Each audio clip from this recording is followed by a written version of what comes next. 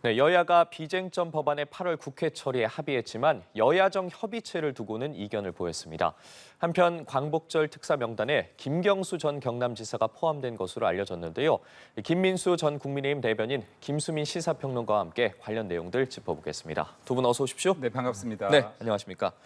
자, 사실 22대 국회 개원 이후에 여야가 아주 첨예하게 대립을 이어왔는데 이번 주에 좀 반가운 소식이 들려왔습니다. 앞서 저희가 전해드린 것처럼 이 비쟁점 민생 법안을 8월 임시국회에서 좀 처리하기로 했는데 법안이 통과가 되면 22대 국회 출범 이후에 처음으로 좀 여야가 합의한 법안이 통과되는 거거든요.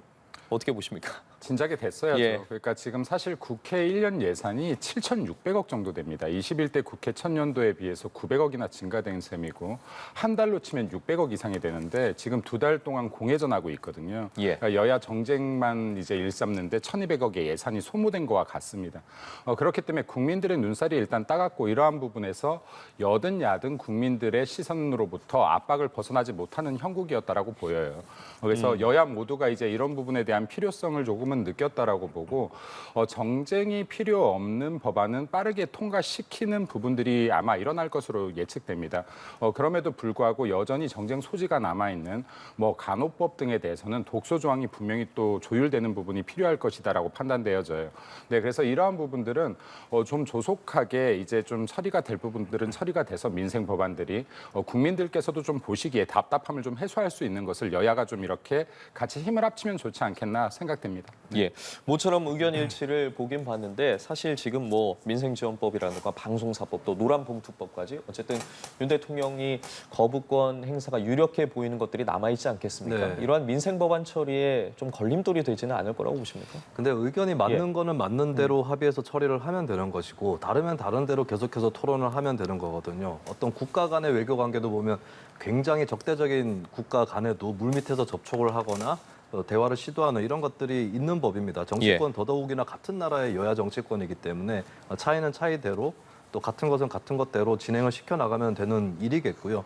그렇기 때문에 차이가 있는 쟁점 법안 때문에 비쟁점 법안까지도 발목이 잡혀 있다. 이것은 뭐 앞으로는 그렇지 않을 것이라고 봅니다. 다만 좀 한심하게 생각이 되는 것은 지금 말 그대로 비쟁점 법안을 합의 처리한다고 하는 것인데 그러면 왜 그동안에는 안 했느냐. 이 부분은 당연히 국민들한테 타박을 받을 수밖에 없는 사안이 되겠고요. 그러면 혹시나 그동안의 갈등 때문에 이런 비쟁점 법안들도 일부러 제표된 거 아니냐.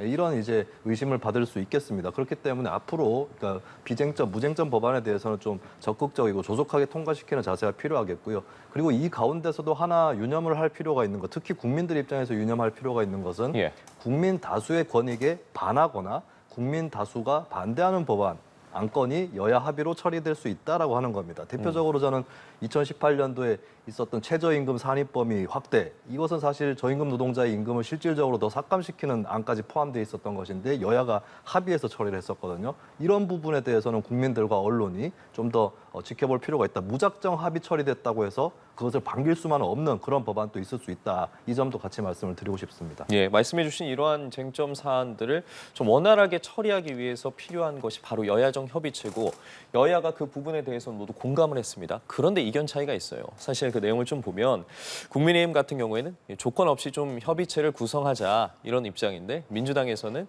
일단 윤 대통령이 좀 거부권을 자제해야 되고 윤 대통령과 야당 대표의 영수회담이 우선돼야 된다 이런 식으로 조건을 걸었거든요. 좀 원활하게 좀 협의체가 구성될 수 있겠습니까? 지금 일단 민생의 조건이 없어야 되는 상황인 것 같아요. 지금 나라 그 상황이. 그리고 지금 여당에서는 먼저 조건 없이 여야정 협의체를 구성하자라고 한 것에는 그만큼 민생의 진심이다라는 변을 보여준 것 같습니다. 근데 지금 역시 야당에서는 여러 조건이 붙고 있는 상황인데요. 예를 들어 방금 말씀하셨던 거 외에도 뭐 대통령의 국정 기조의 방향이 바뀌어야 된다. 국정 기조라는 것은 국민이 선택한 대통령이 방향 잡는 것이죠. 네, 국정 기조에 대한 변형을 원한다, 압박을 원한다면 본인들이 정권을 잡아야지 맞는 것이라고 봅니다. 국정 기조부터 시작을 해서 그리고 이제 제2요구권까지 나왔는데 제2요구권이라는 거는 모든 국민들이 아시겠지만 입법부를 견제할 수 있는 대통령 행정부의 견제 수단이고 헌법이 보장한 권리입니다. 제2요구권을 이 제재하기 전에 왜 이러한 제2요구권이 계속해서 발동될 수뿐이 없는지 정쟁용 법안을 계속해서 내고 있는 민주당도 반성을 해야 될 것이고 그리고 국회에서 여기에 타협과 그리고 토론에 대한 이러한 상식적인 것들을 다 무시하고 22대 국회가 지금 일방적으로 흘러가고 있거든요. 근데 이러한 부분들을 모두가 다 정부나 여당의 책임으로 떠넘기면서 여야정 협의체를 구성하자 하는 것에 얼마나 국민들께서 진심을 느낄 것인지 잘 모르겠습니다. 그래서 정말로 민생을 원한다라고 하면 여든 야든 할 거 없이 조건 없이 민생에 대한 부분만큼은 진짜로 한 걸음이라도 더 나아갈 수 있게 좀 진의를 다하는 것이 좋지 않겠는가라고 생각되어집니다. 네. 예, 일단은 어쨌든 여든 야든 그런 여러 조건 없이 좀 합의점을 도출하기 위한 방안들을 위한 한 걸음을 나아가야 된다고 말씀해 주셨는데 언급해 주신 이 영수회담 있잖아요. 민주당에서는 어쨌든 영수회담이 전제돼야 한다고 하는데 관련해서 박찬대 이제 당대표 직무대행 겸 원내대표 같은 경우에는 좀 조율이 되고 있는 상황이다라고 했는데 대통령실이 즉각 부인을 했습니다. 그렇지 않다. 그런 적 없다. 네. 일단은 어쨌든 국회 정상화가 먼저다라는 입장을 표현을 했는데 그렇다면 민주당 전당대회 이후에 영수회담이 좀 이루어질 수 있을 거라고 보십니까? 일단 당장은 민주당의 새 대표가 뽑히지 않았기 때문에 예. 뭐 영수회담은 기다려야 될 것 같고요.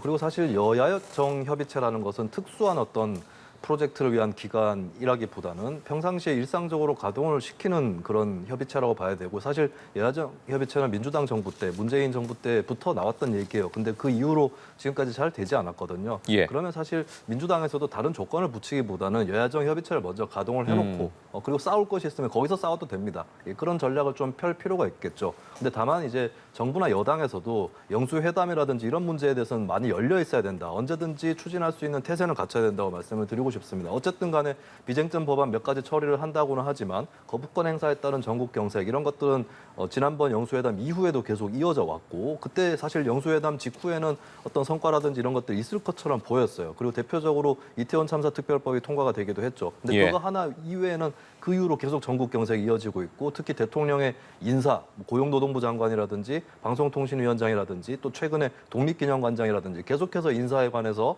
극우 인사들이 기용되고 있다라고 하는 이 비판, 뭐 민주당뿐만 아니라 국민의 상당수도 많이 동의하는 이런 비판들이 이어지고 있습니다. 이런 것들을 수습하기 위해서는 오히려 대통령실이나 여당 입장에서 먼저 영수회담을 좀 검토를 하고 준비를 할 필요가 있다. 이 말씀도 같이 드립니다. 예, 어쨌든 두 분 모두 이야기를 종합해 보면 우선 여야정 협의체를 구성할 필요성에는 동감을 하시는 것 같습니다. 자, 이번에는 이 내용을 좀 짚어볼게요. 민주당이 어제 세 번째 해병대원 특검법을 발의를 했습니다. 임성근 전 사당장 구명 로비 의혹과 관련해서 추가를 했고 김건희 여사를 수사 대상에 또 명시를 했거든요. 지금 내용을 좀 살펴보면 눈길이 갔던 부분이 사실 제3자 추천 방식이지 않겠습니까? 그 부분은 빠졌습니다. 일단 기존과 같이 민주당 1명, 비교섭단체 1명은 유지를 한 상황인데 이번 재발의 상황과 그 내용에 대해서는 좀 어떻게 평가하세요? 제가 타 방송에서도 계속 이럴 것이라고 예측을 해왔었는데요. 그러니까 이게 독소 조항이 늘어날 것이다라고 했습니다. 근데 최상병 특검이라는 것은 지금 그 최상병 사건의 진실을 규명하기보다 애초부터 정치적으로 이렇게 특검을 요청해 왔던 건이라는 말씀을 좀 드리고요. 예. 그리고 지금 이제 수사 외압이 있었다라고 하는데 군사법원법에 보면 수사권 자체가 없는데 외압이 이뤄질 수가 없습니다. 그러니까 수사권이 없는데 어떻게 외압이 이뤄지겠습니까? 그러니까 애초부터 이 논점 자체가 잘못된 것이다라는 말씀을 드려요. 그래서 이게 지금 최상병 특검법은 그리고 지금 대통령 제2요구권이 2번이나 발동돼서 폐기가 2번이나 됐습니다. 21대 폐기, 22대 폐기. 근데 이걸 제3번째나 이렇게 발의를 하는 것이 옳은 것인가, 민주당에서. 그리고 민주당에서 진짜 진실 규명이 목적이라고 하면 이렇게 독소 조항을 늘리지 않을 겁니다. 그러니까 한동훈 대표가 말했던 제3자 특검법에 대해서 이러한 부분들을 포함을 분명히 시켰을 거예요. 근데 이번 발의를 통해서 민주당의 저의를 더 드러냈다라고 보여지고요.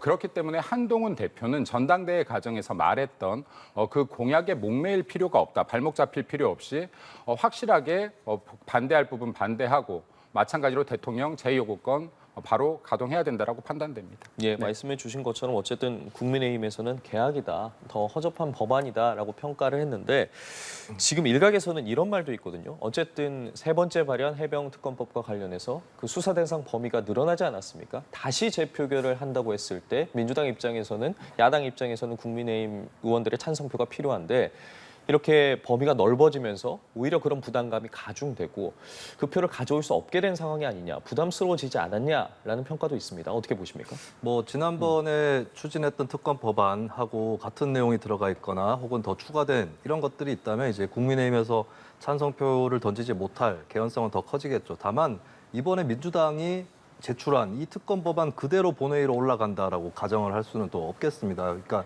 사실 상임위까지 다 통과한 법안도 본회의 직전에 의원 일부가 수정안을 낼 수 있는 그런 제도들도 다 있는 것이거든요. 여야 합의만 되면 언제든지 본회의 전에 법안은 바뀔 수 있는 것이고 사실 대통령이 제의 요구권을 행사한다고 해도 그 법안 말고 그럼 그 사이에도 또 여야 간에 합의를 하면 새로운 수정안을 올려가지고 그 법안으로 또 표결을 할 수도 있는 겁니다. 근데 그런 것들이 국회에서 되지 않았던 것이 문제인 것이고 그러니까 민주당 입장에서는 그럼 왜 다른 전향적인 안을 내지 않았는가 했을 때 사실 국민의힘이 먼저 그것은 감당을 해야 될 문제입니다. 한동훈 대표가 공약을 했던 것이 국민의힘이 제3자 추천안을 낸다고 했던 것이지 그럼 한동훈 대표가 민주당 보고 제3자 추천안 내도록 하겠다라고 공약을 했습니까? 그러니까 본인 공약인 거예요. 그러니까 민주당 입장에서는 협상을 하려고 해도 만약에 국민의힘 쪽에 안이 없으면 그것은 협상을 할 수가 없습니다. 그리고 어떤 협상을 한다 치더라도 그 안이 국민의힘으로 돌아가서 의원들한테 부인당하고 결국에 당론이 되지 못한다라고 했을 때 협상을 할 수가 없는 거거든요. 그렇다면 국민의힘에서 특히 한동훈 대표가 먼저 대안을 준비를 해야 되는 것이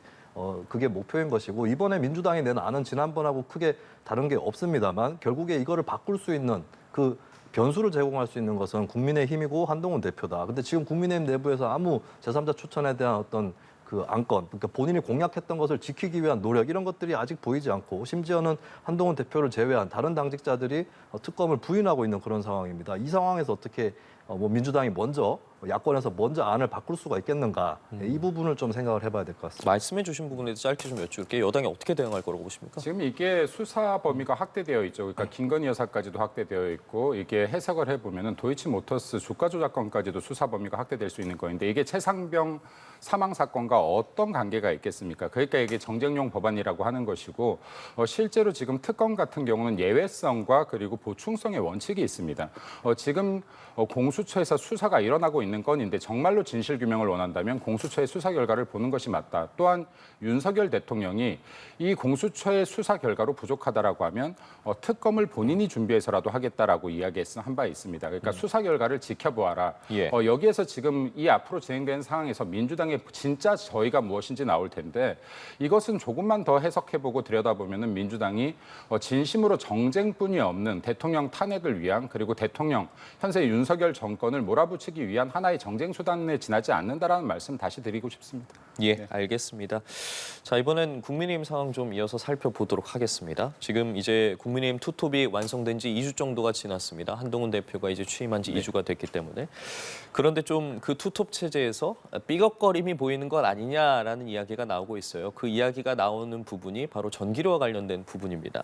이 전기료 감면을 위해서 한동훈 대표 같은 경우에 법적인 근거를 마련하겠다 했는데 이제 추경호 원내대표 같은 경우에 전기료 감면 같은 부분은 한전의 적자 등을 생각해 봤을 때 불가한 부분이다라면서 입장이 갈렸고 이에 어제 한동훈 대표가 한 발 좀 물러서는 모습을 보였습니다. 그렇다면 15,000원 정도 지원하는 일회성 지원의 방식으로 하자라고 했는데 사실 추경호 원내대표 같은 경우는 원 내고 이제 한동훈 대표 같은 경우 원 외에 있지 않겠습니까? 둘의 뭐 신경전이라고 봐야 하는 겁니까? 어떻게 봐야 될까요? 건전한 토론 과정이라고 봅니다. 네, 그러니까 지금 이제 민생 부분에 대해서 한동훈 호가 출범한 이후에 여당으로서의 역할을 확대하고 그리고 민생에 신경 쓰는 모습들을 많이 보이고 있습니다. 그런데 전기료 같은 부분은 한동훈 대표가 취약계층에게 지원한다 하는 것이거든요. 그런데 예. 취약계층에게 지금 월 한 5, 6만 원 정도가 그 지원되고 있는 상태입니다. 그리고 전체적으로 한 7만 5천 원 정도가 지금 전기료가 나가고 있는 평균 나가고 있는 상황인데 15,000원 정도를 지원하면 취약계층이 아예 전기료의 부담으로부터 벗어날 수 있다라는 이야기를 하고 있는 거죠. 예. 네, 그래서 지금 이제 이 부분에 대해서는 당연히 한정의 재정 상황도 확인을 해야 될 것이고 고려해야 될 것입니다. 그래서 이러한 부분들은 지금 건전한 토론 과정에서 결과물이 도출되었다라고 보면 될 것 같고요. 그리고 추가적인 예산을 편성하지 않고 기존의 한전에서 지금 이미 예산이 잡혀 있는 바우처 등을 활용해서 지원한다는 방안이기 때문에 이러한 부분들은 지금 한전에 추가적인 부담을 주지 않으면서도 취약계층을 지원할 수 있는 선별적 복지 방안으로서 훌륭한 방안을 제시했다라고 봅니다. 말씀해 주신 것처럼 뭐 한전의 재정난 걱정이 필요 없다라고 한 부분들을 계속 강조하는 모습을 한동훈 대표가 보였고 이와 관련해서 좀 민주당의 민생에 지원금이랑 좀 차별화를 두려는 것 아니냐라는 이야기도 나오고 있습니다. 어떻게 보십니까? 이 이번? 민생회복지원금 추경 같은 경우는 이제 10조 원이 넘어가는 규모고 한동훈 대표가 제시한 전기요금 지원은 뭐 그보다는 훨씬 적은 범위거든요. 그걸로는 싸움이 안 될 거다라고 보여지고 다만 한동훈표 포퓰리즘이 이번에 드러난 것이 아니냐 이렇게 봅니다. 사실 전기요금이라는 건 우리나라 전기요금 싼 편입니다. 싸다고 잘 인정 안 하시는 분들이 많을 것 같은데 킬로와트 시당 한국이 158.45원이고요. 독일이 500원이 넘고 프랑스 300원이 넘어요. 전 세계적으로 한국이 전기요금이 싼 편이고 그 대가가 그 결과가 한전의 굉장히 만성적이고 막대한 적자와 부채입니다. 지금 하루 이자만 해도 120억 원 정도 한전이 갚아야 되는 그런 상황이거든요. 그러니까 취약계층에 대해서 지원하는 것 이것 자체는 문제가 없습니다. 할 수 있는 것이고 뭐 다가구 자녀라든지 이런 쪽에도 할 수 있겠죠. 그러나 전체적인 이 전기요금, 이 누진제라든지 이런 것들은 골격을 지켜나가야 됩니다. 실컷 우리가 탄소 절감, 그 기후변화 이런 얘기도 했고 한전 적자 문제도 얘기했는데 여기에 또 어떤 전기요금 감면이 능사다라고 하는 이런 것들이 곁들여지면 도대체 정책은 어느 방향으로 갈 거냐. 결국에 한동훈 대표가 깊이 검토하지 않고 정치 초보적으로 굉장히 쉽게 민생에 영합하기 위해서 꺼낸 문제였다라고 하는 거 이거를 분명히 좀 지적을 하고 싶고 전기요금의 누진제 같은 경우는 이제 완화를 하더라도 그 골격은 유지를 하거나 혹은 완화를 해도 기본 요금을 거꾸로 올리거나 이렇게 해야 우리가 한전 문제에서 벗어날 수가 있습니다. 왜냐하면 한전의 이 적자 상황이 계속되면 결국에는 정부 재정이 투입되는 시민 혈세가 들어가는 시민들에게 피해가 되거나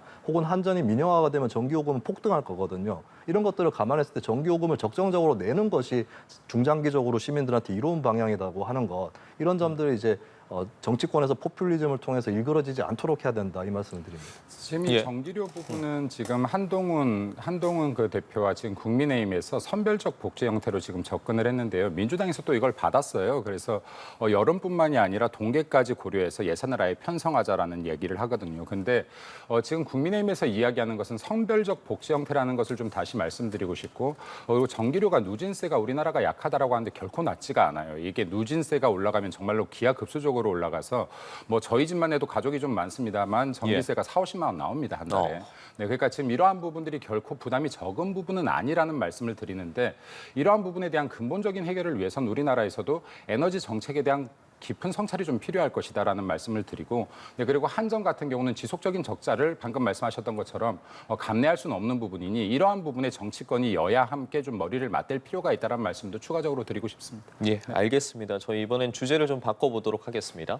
이 8월 광복절 특사 명단에 이 김경수 전 지사 그리고 조윤선 전 청와대 정무수석이 포함된 것으로 알려졌습니다. 관련해서 여러 이야기가 나오고 있는데 특히나 김 전 지사의 경우 이번에 복권이 된다고 하면 이제 앞으로 있을 선거에 출마할 수 있는 길이 열리게 되는 거 아니겠습니까? 뭐 김 전 지사의 복권 가능성 사실 좀 낮지 않냐 이런 이야기들이 나오고 있었는데 당장 이런 복권이 된다라는 이야기가 나오자마자 야당에서는 이제 국민의힘과 뭐 정부 여당이 야권의 분열을 노린 것이다라고 이야기를 하고 있거든요. 저는 사실 어제 복권이 될 것이라고 했거든요. 예. 네, 복권이 될 것이라고 했는데 특별 사면 같은 경우는 대통령의 고유 권한이죠. 그리고 대통령들이 여태 대통령들이 보면 포용과 통합의 정치를 위해서 정치인들에 대한 특별 사면을 하는 경우가 많았습니다. 김경수 전 지사 같은 경우는 제 개인적으로는 사실 사면되지 않기를 바랐습니다. 왜냐하면 이게 드루킹이라는 여론 조작 사건이었고 국민들의 투표에 지대한 영향을 미치는 아주 저는 질 나쁜 범죄 행위로 보고 있기 때문에 사실 사면되지 않길 바랬지만은 이 역시도 윤석열 대통령의 통합 차원의 저는 통 큰 사면이었다라고 봅니다. 그런데 이를 민주당에서 정치적으로 해석하는 것은 민주당에서 스스로 불안감을 느끼고 있는 자격지심 때문이라고 저는 생각이 돼요. 사실 김경수 전 지사가 나온다라고 해도 이재명 예. 일극 체제에 어떤 영향도 저는 개인적으로 못 미칠 거라고 봅니다. 예. 네, 현재로서는 이재명 일극 체제가 너무 완고하기 때문에 김경수의 역할이 크지 않을 것이다라고 보는데 그럼에도 불구하고 이재명의 지지자들, 이재명 당대표의 지지자들이 이 부분에 대한 불안감을 느끼는 것은 그만큼 이재명 당대표의 사법 리스크가 현실화되고 있다라는 방증이라고 봅니다. 그렇기 때문에 지금 김경수 전 지사의 이 영향력 여부는 결국에는 이재명 당대표의 사법 리스크의 현실화에 따라서 좌우될 것이다가 맞는 해석이 아닐까 생각됩니다. 통합 차원의 이제 통 큰 사면이다. 뭐 김 전 지사가 복권이 되더라도 민주당의 지금 권력 구도에는 큰 변화나 영향 없을 거라고 말씀해 주셨는데 사실 노무현 전 대통령 추모식 때 이제 김 전 지사가 일시적으로 귀국을 하면서 관련한 이야기가 참 많이 나왔었습니다. 그렇다면 친문과 친노를 좀 합칠 수 있는 구심점이 될 수 있지 않을까. 그리고 민주당 내부에서 권력 구도의 변화를 가져올 수 있지 않을까라는 이야기도 있었는데 이번에 만약에 복권이 된다면 민주당 내에서의 그런 권력 구도가 좀 변화가 있을 거라고 보십니까? 여론을 지금까지 살펴보면 김경수 전 지사를 특별히 호출하는 그런 여론은 그다지 느껴지지는 않아요. 그리고 김경수 전 지사에 대해서 온정적인 입장을 가지고 있는 시민들도 있겠지만 그 예. 시민들이 민주당 지지층, 특히 지지층 중에서도 강성 지지층 쪽에 많은 것 같고 사실 그 사람들은 이재명 전 대표 지지층하고 많이 겹칩니다. 그러니까 이재명 대 김경수라고 했을 때 김경수 쪽을 지지할 수 있는 이런 지지층이 현재는 많이 보이지 않는 것이고 그리고 앞으로도 사실 그렇습니다. 왜냐하면 정식적으로 만약에 정치를 재개를 한다고 했을 때는 과거에 있었던 일이 이제 더 세세하게 도마에 오르게 되는데 드루킹 사건에 대해서 시민들은 그냥 유죄 나왔지 하고 넘어갔지만 그때 일이 다시 불거지게 되면 상세하게 뭐 드루킹 일당하고 어떻게 연락을 했다 이런 것들까지 다시 거론이 될 거거든요. 이런 문제를 봤을 때는 글쎄요 앞으로 이렇게 정치적으로 크게 부상하기는 어렵지 않을까 이렇게 보입니다. 그렇다면은 윤석열 대통령이라든지 이쪽에서는 왜 그러면 김경수 전 지사를 복권을 시켰는가?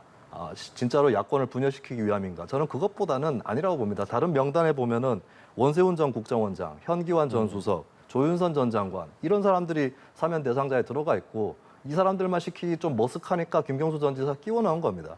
제가 아까도 말씀드렸지만 여야 정치권이 합의하고 화합하는 것보다 협잡하는 것이 더 문제고 국민들이 더 주의해야 된다 말씀을 드렸는데 사면이라는 게 결국에 이런 식으로 이루어지고 있는 거거든요.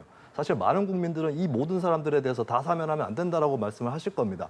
하지만 정치권끼리 결국에는 이렇게 해가지고 이쪽도 해주고 저쪽도 해주는 뭐 그런 형태로 지금 진행되고 있는 거 아닌가. 이런 사면 복권이 광복절의 민심을 더 악화시키지 않을까 그렇게 생각을 합니다. 예, 알겠습니다. 그럼 좀 이 내용도 이어서 여쭤볼게요. 고 김대중 전 대통령 사저 매각과 관련한 논란도 일고 있는데 관련해서 어제 처음으로 이제 삼남인 김홍걸 전 의원이 입을 열었습니다. 정치권에서 매각된 소식이 나왔을 때 한 명도 연락을 준 적이 없다. 특히나 뭐 박지원 의원 같은 경우에 뭐 매각 사실이 알려진 이후에 사저를 되찾기 위해서 전 재산을 내놓겠다는 부분에 대해서도 연락이 없었다고 했거든요. 그러면서 신정훈 의원 한 명만 연락했다고 했어요, 본인한테. 박지원 의원도 어제 오후에 SNS에 글을 올렸더라고요. 관련해서 참 송구스럽다. 이 판국에 이런 논쟁을 이어가는 건 서로 얼굴에 침 뱉는 거다라고 했습니다. 어떻게 좀 상황 보고 계십니까? 뭐 김홍걸 전 의원이 지금까지 다 잘했느냐 이거는 좀 논외로 하더라도 정치권에 특히 여기에 관련된 더 깊이 관련된 분들이 오늘에 이르기까지 제대로 준비를 하지 못한 건 맞아 보여요. 이게 사실 재산 간의 그 재산을 놓고 김홍걸 전 의원하고 가족들 간의 갈등 이런 것도 진작에 보도가 됐던 내용이고 사실 재산 문제를 떠나서라도 이게 매각이 됐을 경우는 이제 공공적으로 직접 관리를 못하게 되는 거는 명백한 것이었거든요. 그리고 그 사이에 뭐 대한민국 정부나 서울시라든지 이쪽에서 딱히 뭘 준비한 것도 아니었습니다. 그럼 이거를 진작에 좀 준비를 하고 살펴봤었어야 되는 건데 일이 터지고 난 다음에 좀 정치인들이 끼어든다. 이 부분은 저는 김홍걸 전 의원 지적도 맞다고 봐요. 예, 그래서 다들 좀 떳떳하게 얘기하기는 좀 어려운 입장이다. 이 점은 좀 명심을 해야 될 것 같습니다. 예, 앞서 정청래 최고위원이 좀 국비 등을 이용해서 DJ 사저를 좀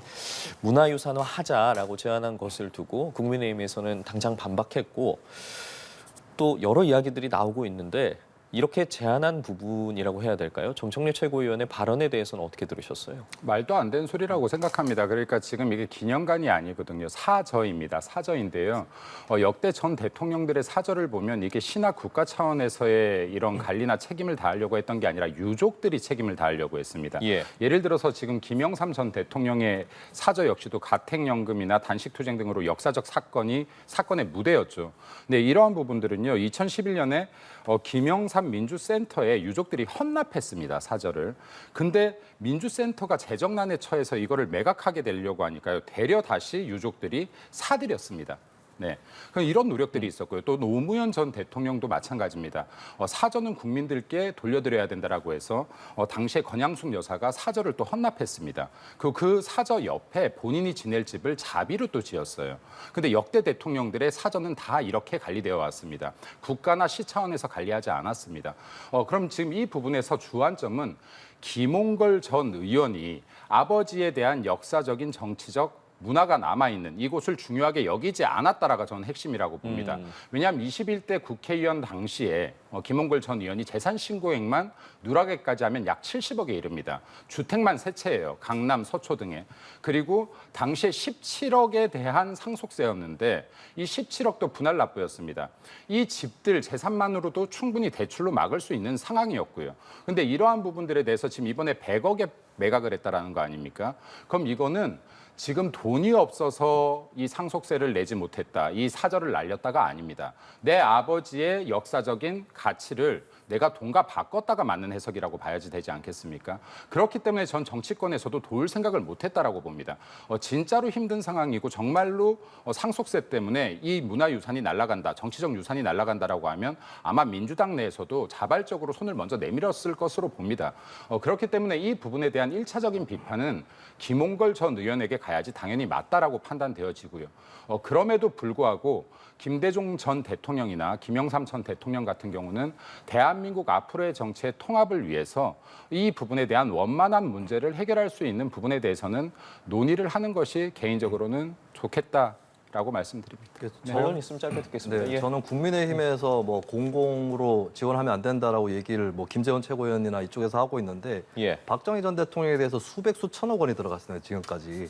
그러니까 박정희 전 대통령 생가 같은 경우는 이 생가는 보존하는 데 있어서 이견이 없어요. 그리고 이건 문화유산이라고 볼 수 있습니다. 근데 그 생가 부근에 보면은 동상부터 시작해서 수백억짜리 어떤 새마을 테마파크, 박정희 동상 주변 공원화, 그리고 거기도 모자라서 지금 대구시에서는 동대구역에 동상까지 설치한다고 하고 있습니다. 이렇게 무수하게 다 사업을 벌려놓고 김대중 전 대통령이 그 자택 그 정도의 문화유산화 이것까지 반대하는 건 좀 몰렘치하지 않는가. 이 생각이 들고 진짜 이걸 반대하려면 박정희 전 대통령에 대해서도 다 민간으로 맡겨야 됩니다. 이승만 전 대통령 기념관 계획 이런 것도 다 민간에다가 맡기고 여기 근처에 송영광장 이런 데 개방해주고 이러면 안 되는 것이에요. 근데 본인들이 지지하는 대통령에 대해서는 그렇게 천문학적인 예산이 들어갈 때 다 그걸 도와줘 놓고는 이제 김대중 전 대통령 동교동 자택 이거 하나 가지고 공공에서 지원하는 거 안 된다. 이렇게 얘기하는 것은 앞뒤가 맞지 않다고 봅니다. 예. 이거는 예. 좀 역대 대통령들의 기념관과 역사적 가치를 기리기 위한 것들이냐 아니면 사적 재산이냐 부분으로 좀 봐야 될 것 같은데요. 그러니까 사저에 대해서만큼은 대한민국 전 대통령 어떤 대통령에 대해서도 이렇게 국비를 지원한 사례들이 없다. 대려 유족들이 이를 지키기 위해서 노력해왔다. 본인들이 여유롭지 않더라도. 근데 지금 김홍걸 전 의원 같은 경우는 본인의 재산이 일반 국민들은 만져볼 수도 없을 정도로 지금 충분히 있다라는 거에서 문제가 있다라는 말씀드립니다. 네. 예, 마지막 저희 질문에서 두 분이 아주 열띤 토론을 보여주셨는데 오늘 여야 대치 상황뿐만 아니라 각 당의 논란까지 한번 짚어봤습니다. 지금까지 김민수 전 국민의힘 대변인, 김수민 시사평론가와 함께했습니다. 말씀 고맙습니다. 네, 감사합니다.